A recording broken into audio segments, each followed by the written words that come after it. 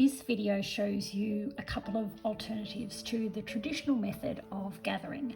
The first one was prepared by Terry Titchener and the second one was prepared by Katie Lamb.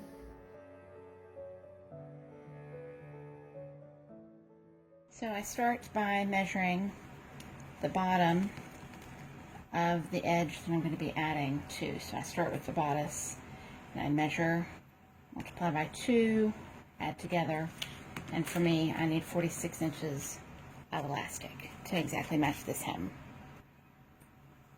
Then I measure the bottom of the top tier, multiply by 2, sorry, multiply by 4 since there are 2 of them, and I got 82 inches of elastic. I like to use knit elastic and I'm going to use 1/4 inch this time.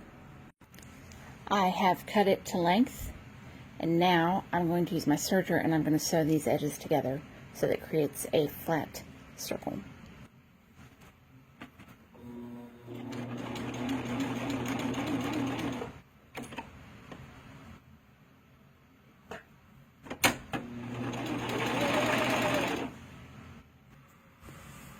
Now I've moved to my sewing machine and I have a loop of elastic and I'm going to mark it in quarters.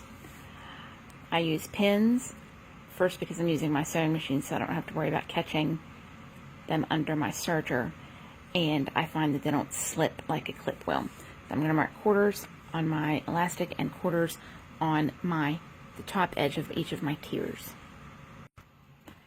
After I quarter it, I go back and I try to evenly distribute it around by eighths, and then I will then stretch a little bit and pin in between because this is such a wide piece of fabric.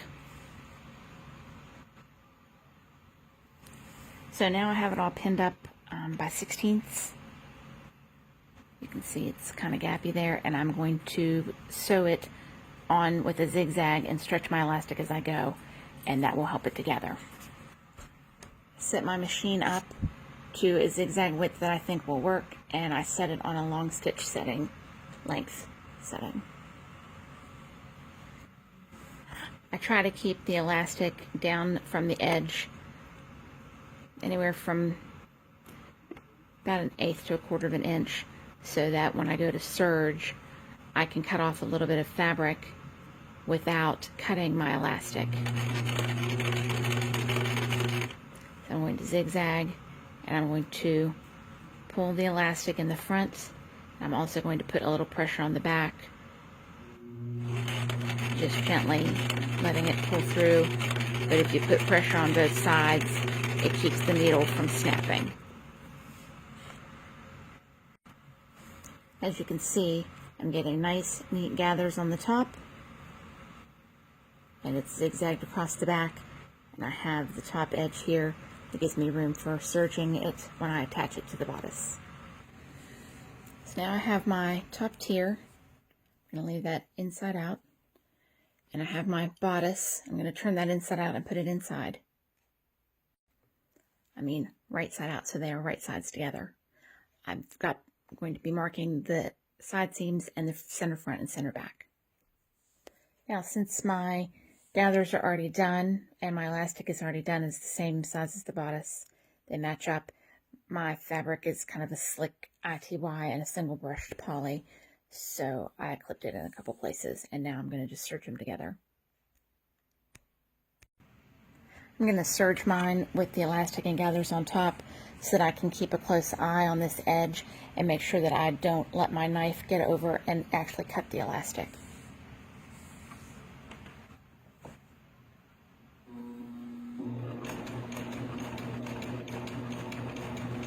And I just take my time with this step and try to go pretty slowly. Sorry, that's a seam that my serger just doesn't want to go over.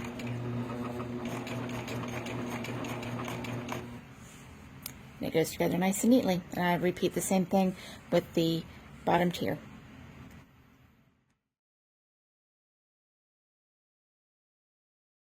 Quickly how to do the zigzag gathering. So first of all, I set my settings to a zigzag stitch and just with a wider stitch length. Then I will lower my presser foot and I use the wheel to just put one single stitch into the fabric.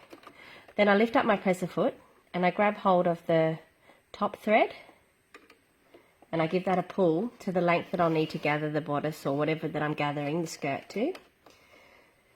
Then I lower my presser foot again and I keep that thread from the top out towards me, and then I zigzag over the top of it.